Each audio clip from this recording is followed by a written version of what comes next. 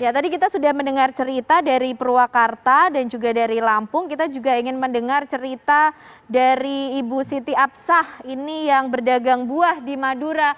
Selamat pagi, Bu Siti.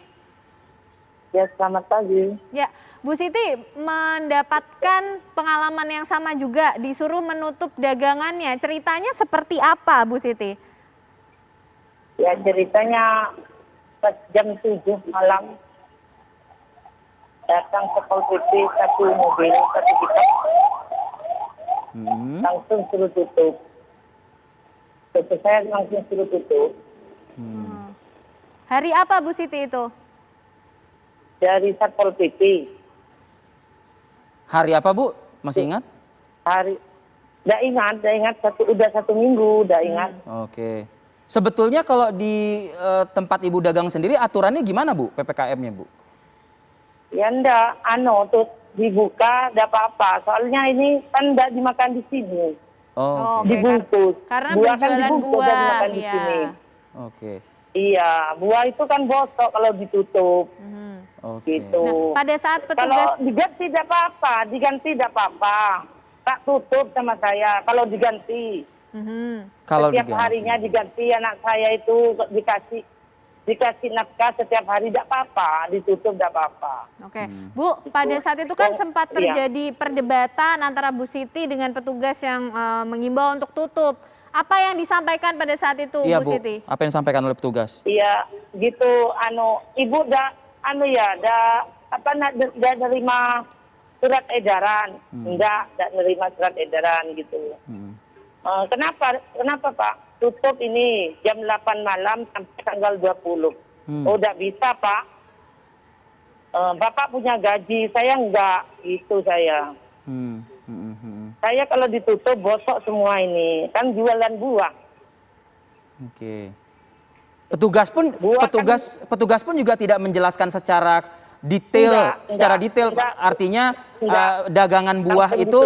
dagangan buah itu masuknya ke esensial atau apa begitu, nggak dijelaskan juga ya? Enggak dijelaskan, cuma langsung tutup gitu. Jam 8 malam sampai tanggal 20 harus tutup gitu. Ya. Bu Siti juga menjelaskan kepada petugas kalau ini kan jualan buah, tidak ada yang makan di situ. Buah di tempat kan nggak ada. Nggak ada ya, kecuali nyicip aja mungkin juga berapa menit gitu. Terus semuanya dibawa pulang. Iya. Ibu sampaikan itu ke petugas nggak? Itu tak sampaikan ke petugasnya. Apa Kalau jawabannya, buah, Bu? Apa jawabannya? Iya, diam aja. Itu Satpol PP-nya sama pimpinannya juga. Oke. Jadi akhirnya Ibu tetap berdagang berarti? Biasanya jam 10 tutup. Sekarang enggak, 24 jam dibuka. Kenapa dibuka 24 jam, Bu? Iya, enggak apa-apa. Saya tidak diganti, kalau diganti ya tutup, tak tutup saja. Tapi masih ada yang beli kan, Bu, sejauh ini? Iya, tambah banyak, tambah viral, tambah banyak. Oh, tambah viral, tambah Alhamdulillah, banyak. Bu, gitu, Bu. Iya, alhamdulillah. Iya. Kalau keluarga sendiri boleh tahu, suami bekerja juga, Bu, atau? Iya, enggak, suami saya kerja buah juga. Jadi ini berdagang buah ini memang sumber penghasilan utamanya Bu Siti atau ada yang lain atau gimana, Bu Siti? Enggak, penghasilan utamanya sini. Oke, saya ingin ke Dr. Alex ya, dari Satgas COVID-19. Dr. Alex, sebetulnya kalau di Satgas sendiri bagaimana sih, Dok, melakukan evaluasi nggak, Dok, dari sekian, Anda kan di nasional ya, Dok, dari sekian banyak implementasi penerapan aturan PPKM darurat, banyak yang jadi viral di media sosial, apa mungkin analisa dan komentar Anda?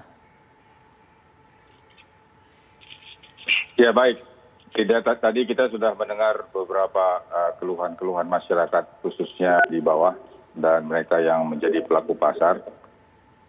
Sebenarnya PPKM darurat itu yang harus kita ingat, itu dilaksanakan untuk keselamatan dan keamanan seluruh warga. Jadi tanpa memandang apakah dia kerja kantoran, kerja di sektor informal, non formal, tentu ini secara keseluruhan untuk melindungi warga. Dan yang kedua, bahwa PPKM darurat ini diluncurkan dalam rangka pengetatan aktivitas, sekaligus juga pengetatan mobilitas. Dengan harapan pengetatan tersebut akan mengurangi laju transmisi virus. Seperti kita ketahui bahwa dasarnya PPKM darurat ini karena adanya pelonjakan kasus dari 10.000 jadi 20.000, 25, 30, 35, 40 bahkan terus naik. Artinya transmisi itu ada di level komunitas, transmisi virus itu ada di level keluarga. Jadi ini sebenarnya tujuan utama. Bagaimana menyelesaikan proses penularan ini secara cepat dan tepat dengan tetap melaksanakan 3T, yaitu testing, tracing, dan treatment. Tentu di dalam aturan-aturan PPKM darurat itu sudah banyak diatur, termasuk di situ mengatur sektor non-esensial yang 100% work from home.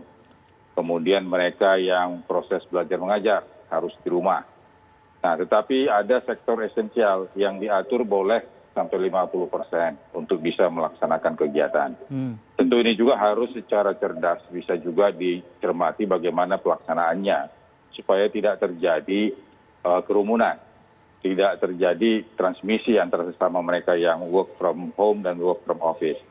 Kemudian ada sektor kritikal di dalam rangka mendukung agar kehidupan sosial dan kehidupan ekonomi tetap berlangsung.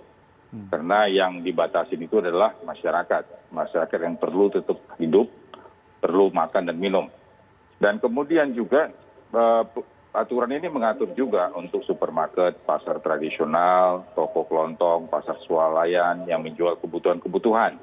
Itu sampai jam 20 dan kapasitas pengunjung ya 50%. Jadi artinya ada kesempatan peluang untuk bisa tetap beraktivitas kendati kapasitasnya diturunkan. Dan tentu ini perlu pengaturan bagaimana supaya kapasitas ini bisa 50%. Dr. Alex. Untuk yang esensial lainnya seperti apotek dan toko itu bisa buka sampai 24 jam. Ya. Jadi ini juga harus kita lihat bahwa ini juga dalam rangka mendukung kebutuhan masyarakat. Dr. Alex. Nah, untuk warung, untuk yang jualan, ini juga diberikan untuk kesempatan tetap beraktivitas. Hanya ada catatannya bahwa tidak boleh makan di tempat. Tidak boleh membuka tempat duduk supaya duduk di situ. Jangan. Kenapa? Karena prinsipnya kan untuk menghindari kerumunan. Kalaupun misalnya bisa pesan online, itu akan lebih baik. Tapi kalau nggak bisa pesan online, tentu dibuat antrian. Nah, yang kedua, antara sesama warung juga yang selama ini berdekat-dekatan karena mereka bersimbiose, misalnya antara tukang bakso sama tukang teh botol misalnya. Karena ini mencegah kerumunan, tentu ini harus diatur jaraknya. Dan kemudian jangan sampai ada berdiri. Persoalannya tadi dari 3 contoh yang saya lihat tadi adalah soal komunikasi. Jadi komunikasi resiko, komunikasi aturan itu belum sepenuhnya mendarat kepada pelaku pasar, khususnya mereka yang di sektor informal. Jadi memang tugas kita, semua mereka yang terlibat di dalam PPKM darurat, baik juga di PPKM kabupaten kota ataupun di desa, ini harus bisa mengkomunikasikan. Kita harus lihat dulu apakah sudah paham dan mengerti apa tidak mengenai aturan-aturan tersebut dan tujuannya. Dan kemudian juga pemerintah tidak tutup mata bahwa persoalan aktivitas pembatasan ini juga banyak merugikan dari segi ekonomi dan dari segi pendapatan. Sehingga juga pemerintah juga menyiapkan berbagai dukungan-dukungan yang sudah disiapkan. Misalnya bantuan PPKM darurat untuk UMKM. Ini kan diberikan 1,2 juta tunai misalnya. Dan tentu ada kriterianya. Dan ini sudah disiapkan oleh pemerintah melalui kementerian. Kemudian ada juga bantuan untuk berupa BLT desa. Ini juga sudah disiapkan dari Kementerian Desa. Dan banyak lagi bantuan misalnya untuk optimalisasi kartu sembako misalnya. Ini juga adalah bentuk bantuan-bantuan. Yang persoalannya sekarang adalah ini juga harus bisa sampai dan tepat sasaran. Dan tentunya dalam hal ini memang kuncinya itu adalah komunikasi. Dan kemudian bagaimana komunikasi ini bisa disampaikan dalam bahasa lokal. Tidak boleh disampaikan dalam bahasa Jakarta atau dalam bahasa media. Belum tentu itu bisa dipahami sepenuhnya. Jadi bahasa lokal itu akan lebih mendarat dan kemudian dengan bahasa rakyat tentu itu akan sampai ke hati rakyat juga. Baik, Dr. Alex. Saya ingin ke Bu Wina, ke Pak Lutfi, ke Bu Siti juga. Bu Wina mungkin, apa harapan Anda Bu Wina? Singkat saja mungkin. Harapan saya supaya cepat-cepat beres ini PPKM darurat, supaya kita bisa jualan seperti biasa lagi, penghasilan seperti biasa lagi. Karena dampak buat saya resiko sehari-hari, terus resiko bulanan nggak tertutupi karena gara-gara PPKM darurat ini. Oke. Baik, Baik. Pak Lutfi Pak mungkin? Singkat Pak Lutfi. Kalau harapan saya ya mungkin aparat dalam menerapkan PPKM itu lebih humanis ya Pak ya. Oh, oke. Dan karena saya lihat juga itu aparat itu membubarkan kerumunan tapi mereka sendiri berkerumun. Jadi kasih contoh lah yang lebih baik lagi pada masyarakat gitu loh Pak. Yeah. Dan kedua juga untuk masalah bantuan kalau memang itu ada tolong disosialisasikan. Gimana cara mendapatkannya, mekanisme seperti apa. Karena itulah yang saya pertanyakan dan itulah yang menjadi sumber kecocokan saya dengan Dan sayangnya pada saat kejadian itu tidak ada yang bisa menjelaskan ya Mas Pak Lutfi. Tidak ada yang Betul bisa Pak, nggak ada menjawab. yang bisa menjelaskan satupun. Baik. Ya, betul. Ibu Siti terakhir, harapan Anda apa? Singkat saja Bu Siti. Iya. Harapan saya ya tetap buka, setiap hari tetap buka. Nggak usah tutup gitu. Tapi Soalnya buah ini kan buat imun tubuh. Tapi betul. dengan sejumlah catatan. Tapi dengan ada catatan juga ya dari petugas itu ya, tidak ada masyarakat Iya. yang Dengan berkerumun atau menerapkan berkumpul. protokol begitu kesehatan ya. ya Bu Siti. Iya, iya. Baik. Baik. Terima kasih Bu Siti, Pak Lutfi, Bu Wina, dan juga dan Dr. Dr. Alex Alex. Ginting atas paparannya, himbauannya tadi. Mudah-mudahan setelah ini ada pelunakan lah ya, mungkin implementasi penegakan hukumnya di pelan-pelan lapangan. setiap doa dan harapannya tadi juga Amin. terjawab, ditemukan titik temunya dengan bahasa yang bisa diterima oleh semuanya, dan bantuan-bantuan tadi juga membutuhkan waktu, tapi semoga juga bisa segera tersalurkan. Baik. Sehat selalu untuk Anda semua. Selamat pagi. Assalamualaikum warahmatullahi wabarakatuh. Ya, kita nanti akan kembali lagi ke lapangan untuk memantau bagaimana situasi penyekatan, perluasan penyekatan di ibu kota ya. Usai jeda pada waktu berikut. Kami akan kembali.